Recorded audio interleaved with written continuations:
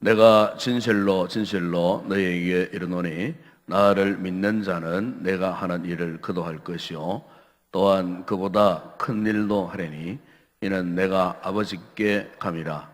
너희가 내 이름으로 무엇을 구하든지 내가 행하리니 이는 아버지로 하여금 아들로 말미암아 영광을 받으시게 하려 함이라.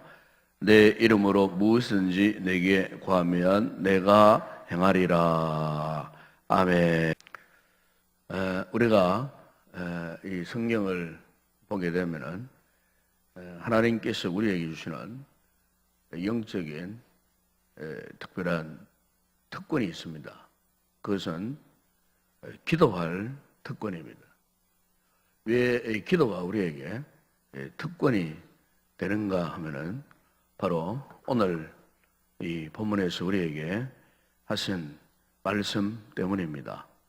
그것은 오늘 주님께서 내가 하는 일을 그도 할 것이요 또한 그보다 큰 것도 하리라. 큰 일을 할 수 있다고 그렇게 주님께서 말씀했습니다.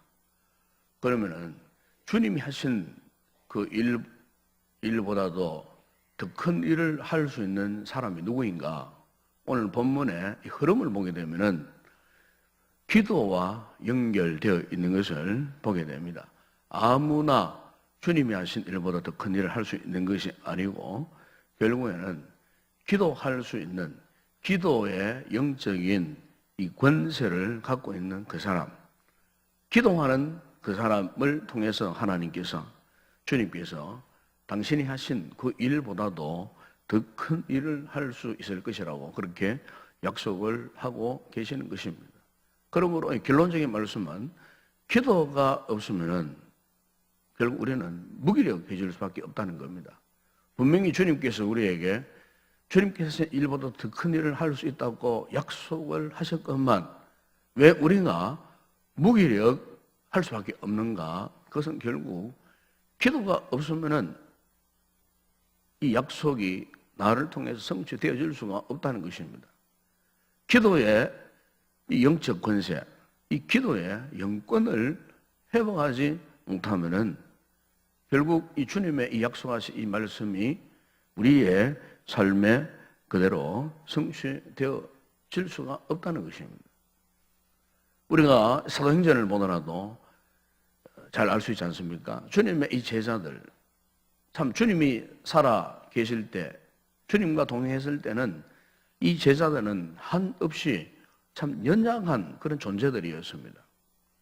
그런데 주님이 십자가에 죽으시고 부활 성천하시고 그리고 주님께서 그들에게 약속하신 대로 그들 가운데 주의 성령이 임재하셨을 때에 그들이 제일 먼저 했던 일이 무엇입니까? 바로 기도였습니다. 오순절 그 마가 다락방에 그 120명의 이 주님의 이 제자들이 주님의 약속의 말씀을 들고 그 좁은 그 다락방 올라가서 그들이 열흘 동안 주님 앞에 간절히 기도했을 때에 그들에게 성령의 충만한 역사가 체험되어졌습니다. 바로 그 성령의 권능이 어떻게 임하였습니까? 그들이 온전히 오로지 전심으로 주님 앞에 기도하는 그 일을 통해서 기도의 역사를 통해서 그들 가운데에 성령의 충만한 역사가 일어났던 것입니다. 바로 그들을 통하여서 우리가 사도행전을 보게 되면은 주님의 약속하신 위대한 일들을 이루었던 모습을 볼 수가 있습니다. 물론 그들이 주님께서 하신 뭐 십자가의 죽으심이나 뭐 부활의 어떤 큰 그런 일을 향한 것이 아니고 그들은 바로 그 십자가의 사건과 부활의 그 능력, 권능을 힘있게 전파했던 것을 우리가 이 성경을 통해서 익히 잘 알 수가 있습니다. 여러분, 오늘 우리도 마찬가지입니다. 오늘 우리가 하나님께서 이 시대에 주신 그런 소명이 있습니다. 사명이 있습니다. 그 옛날 초대교회 사도들이 전하였던 주님의 십자가와 이 부활의 이 증거하는 일, 아마 이 일보다 더 큰 일이 어디 있겠습니까? 이 위대한 역사, 이 구원의 역사를 일으키는 이 위대한 일들을 우리가 감당하기 위해서는 무엇보다도 이 기도의 영적 권세, 이것을 우리가 회복하지 않으면은 도저히 우리가 주의 이 일을 감당할 수 없는 것입니다. 그런데 오늘 우리의 삶을 돌아보게 되면은 영적인 힘도 이렇게 자꾸 기력도 떨어지고 무엇보다 기도하려고 하는 거룩한 욕망마저 우리가 사라져 버린 채 우리가 무기력한 채로 살아가는 이유가 무엇이겠습니까? 제일 중요한 것은 기도의 힘을 잃어버렸다는 겁니다. 그럼 왜 기도의 힘을 잃어버립니까? 여러분, 이 기도라는 것은 하나님과 우리와의 관계를 회복시켜 주는 겁니다. 하나님과 우리와의 관계를 회복시켜 주는 이 방법에는 두 가지가 있어요. 하나는 우리가 말씀을 제대로 깨닫고 말씀에 제대로 응답하는 것이고, 하나는 하나님과 영적으로 소통하는, 기도하는 일인 것입니다. 말씀을 제대로 깨닫지 못하고 기도하는 일을 소홀히 하면은요, 자연스럽게 우리는 하나님과 영적 관계가 멀어질 수밖에 없어요. 그런데 우리가 이렇게 말씀을 제대로 깨닫지 못하고 또 기도의 삶을 살지 못하게 하는 가장 큰 장애물이 있습니다. 바로 그것은 죄 문제입니다. 죄 문제. 우리의 믿음 생활 속에, 우리의 신앙 생활 속에 가만히 들어와서 우리로 하여금 말씀을 알지도 깨닫지도 못하게 만들고 말씀대로 행하며 살지도 못하게 만들고, 그로 인하여서 이 기도의 삶을 소홀하게 만드는 바로 그것은 영적인 죄 문제입니다. 죄가 우리 앞을 자꾸 가립니다. 죄가 하나님과 우리 사이를 자꾸 막아버립니다. 영적인 소통의 그 통로를 막아버립니다. 우리가 이 계시록에 보게 되면은 그게 소아시아 7 교회를 향하여 주님이 하시는 그 말씀이 나옵니다.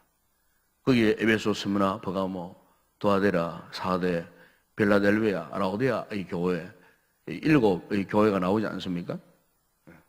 그런데 이 7이 교회 가운데에 주님께 칭찬받은 교회는 딱 두 교회입니다. 바로 이 스무나 교회와 이 빌라델비아 이 교회 외에는 나머지 이 5 교회는 주님께로부터 아주 엄중한 책망을 받은 교회입니다. 그런데 책망받는 그 교회를 향해서 주님께서 공통적으로 요청하는 게 뭐냐면 회개하라는 겁니다.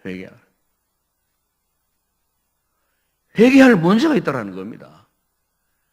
왜 이 5 교회가 무기력한 교회가 될 수밖에 없었는가? 에베소 교회는 어떤 교회였습니까?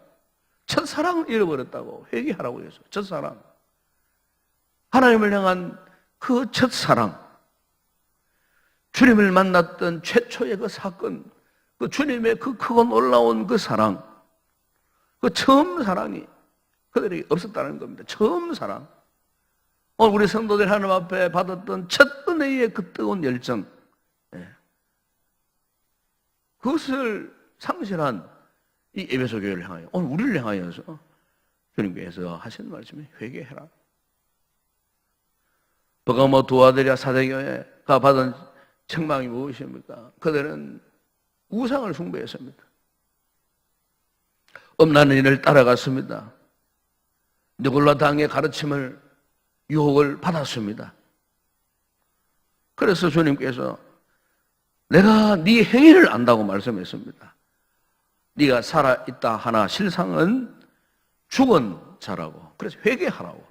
여러분, 오늘 우리의 믿음 생활을 돌아보면은 사실 오늘 우리의 이 신앙생활 속에도 버가모와 도아데라와 사대와 사대교회 같은 이와 같은 모습이 분명히 있습니다.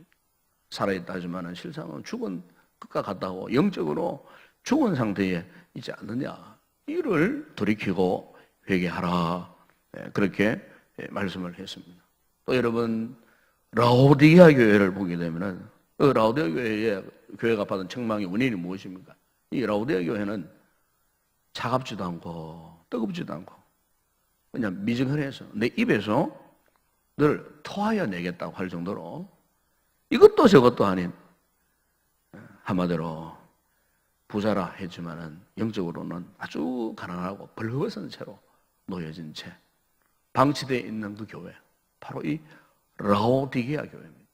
여러분, 오늘 우리가 이 새벽에 우리의 모습을 돌아보면은 혹 이같이 주님께로부터 책망받은 이런 다섯 교회와 같은 그런 모습이 우리에게는 없는가 하는 것을 한번 이 새벽에 말씀을 통해서 한번 살펴보았으면 좋겠습니다. 무엇보다도 우리가 하나님 앞에 이 새벽에도 회개하여 정말 주님 앞에 새롭게 변화되어지는 이 아침이 되었으면 좋겠습니다. 시편 19편 12절에 23절에 보니까 이 다윗이요 이런 고백을 했습니다. 자기 허물을 능히 깨달을 자 누구리요? 나를 숨은 허물에서 벗어나게 하소서. 또 주의 종으로 고의로 죄를 짓지 말게 하시고 그 죄가 나를 주장하지 못하게 하소서. 그리하시면 내가 정직하여 큰 죄가에서 벗어나게 나이다. 그랬습니다. 여기 보면은 두 가지 중요한 사실을 다시 고백합니다. 그것이 뭐냐면은 나를 숨은 허물에서 벗어나게 하소서. 여기에 이 숨은 허물, 숨은 허물이라고 하는 말은 이 죄를 짓고도 깨닫지 못하는 죄를 말합니다. 죄를 짓고도 깨닫지 못해요. 그리고 고의로 죄를 짓지 말게 하소서. 이것은 무슨 말입니까? 알면서 일부러 죄를 짓는 거예요. 옛날 번역 성경에는 이것을 고범죄라 그랬습니다. 고범죄. 숨은 허물이 있고 고범죄가 있습니다. 이 고범죄, 이 고의로 짓는 죄는요, 죄가 마치 우리의 등 위에 이 짐이 되어가지고 눌려있는 그런 상태. 히브리 원문의 의미가 그런 뜻이에요. 고의로 짓는 죄는 죄가 우리 등에 이 짐짝이 되어가지고, 짐이 되어가지고 우리의 등을 이 짓누르고 있는 그런 상태예요. 한번 생각해 보세요. 큰 짐이 누르고 있는 사람이 무슨 일을 할 수 있겠습니까? 아무것도 할 수 없어요. 그 짐을 내려놓아야 되는 거예요. 오늘 우리가 영적으로 왜 무기력해지느냐, 무능력해지느냐? 그것은 숨은 허물 때문에 그렇고요. 또 고의로 짓는 죄 때문에 그래요. 오늘 우리가 이 새벽에 이 말씀을 통해서 한번 우리 자신을 한번 가만히 한번 성찰해 볼 수 있기를 바랍니다. 주님께서 분명히 너희는 내가 한 일보다도 더 큰 일을 하겠다고 분명히 약속하셨어요. 그런데 왜 우리가 주님 하신 일보다도 더 큰 일을 왜 하지 못하느냐? 더 큰 일이 뭐겠습니까? 십자가의 복음을 전하는 일입니다, 여러분. 십자가의 복음을 전하는 일이에요.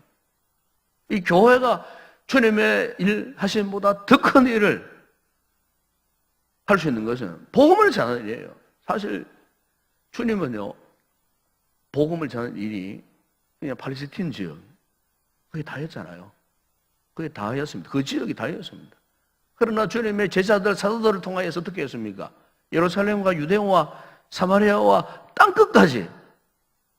사실 주님은 그것을 두고 하시는 말씀이에요. 주님이 죽은 자를 살리셨으니까 우리도 죽은 자를 살리시고, 주님께서 표적과 이적을 나타내셨으니까 우리도 더 큰 그런 표적 이적을 나타낼 것이다 하는 그런 말씀을 하신 것이 아닙니다, 여러분. 주님이 하신 일보다 더 큰 일을 할 수 있는 것은 바로 내가 너희를 통하여서 세계 땅 열방에 이르도록 땅끝까지 이르도록 위대한 일을, 하나님의 나라를 확장하고 복음을 전파하는 그와 같은 위대한 일을 하는데 너희를 더 크게 받게 할 것이다, 사용할 것이다, 그 뜻이라는 겁니다. 여러분, 우리가 이 마지막 시대, 요즘 여러분 이 주변 이 세계 정세나 뭐 흐름이나 각종 흐름들을 쭉 한번 둘러보십시오. 둘러보게 되면은 이제 정말 이 세상의 마지막 종말의 시대가 점점 가까워지는구나. 왜 그럴까요? 지금 세상에 돌아가는 것이 정상적으로 돌아가지 않습니다, 지금. 정상적으로 지금 돌아간다고 생각하십니까, 여러분? 완전히 지금 비정상적으로, 과거 어느 때보다도 더 비정상적으로 지금 돌아가고 있지 않습니까, 여러분? 우리나라 상황만 하더라도 그렇지 않습니까, 여러분? 저 미국 상황만 하더라도 그렇잖아요. 지금 세계가 비정상적으로 돌아갑니다. 동남아시아를 보십시오. 필리핀이나 뭐 동동 보십시오. 지금 모든 이 세계가 지금 비정상적으로 돌아가고 있습니다. 저 여러분 중동권을 봐도 그렇습니다. 비정상적으로. 유럽은 어떻습니까? 유럽은 더 비정상적으로 지금 돌아가고 있습니다. 지금 그 땅들이 과거에 다 이 복음의 최전선에서 역사했던 나라들 아닙니까, 여러분? 그런데 지금 완전히 비정상적인 상태에 놓여져 있습니다.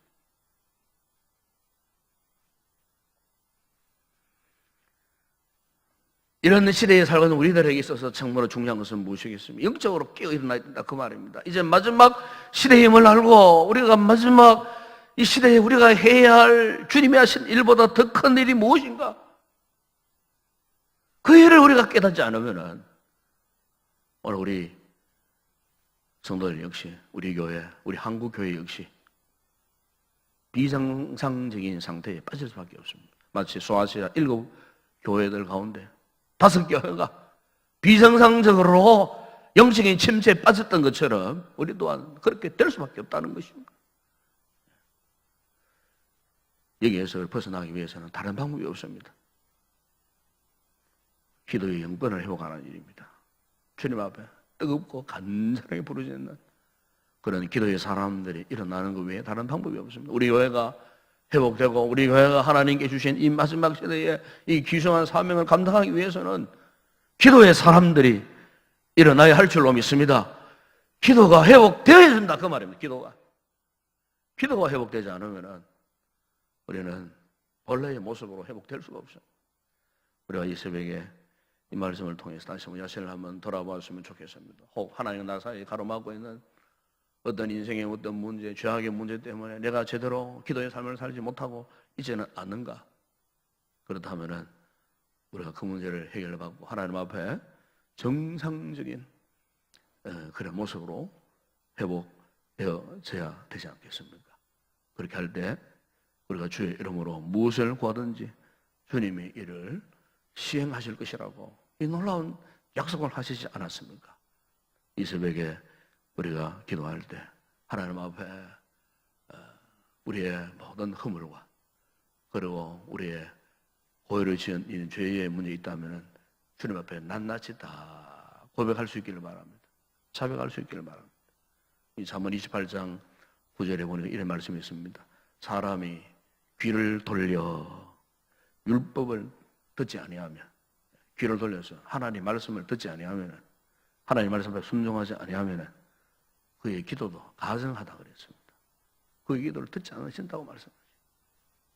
이 말씀 앞에 우리가 온전히 귀를 기울이고 경청해서 우리 자신을 한번 성찰해보고 혹 우리에게 어떤 장애물이 있다면 이 장애물을 걷어내고 기도로서 하나님과 소통하는, 그래서 위대한 주님의 큰 일을 감당하는 우리 교회가 되고 우리 성도들에게 주의 이름으로 축원합니다.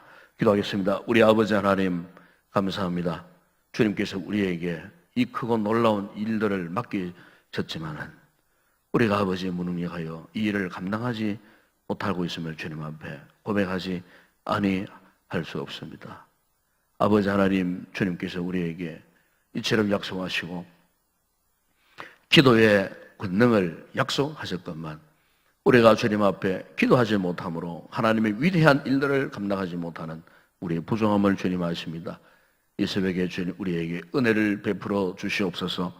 혹 하나님과 우리 사이에 막혀있는 죄악의 담이 있다면, 숨은 허물이 있다면 아버지 하나님 회개하고 이 죄악의 장벽을 무너뜨리고 하나님과 기도로 온전히 소통해서 주님의 약속하신 위대한 큰 일을 감당하는 우리 교회가 되게 하시고 우리 성도들이 다 되게 하여 주시옵소서. 오늘은 특별히 아버지 하나님의 성례 주일입니다. 아버지 하나님 거룩한 성찬을 통하여 우리가 주님 앞에 다시 한번 새롭게 주어지는 은혜를 잊기를 원합니다.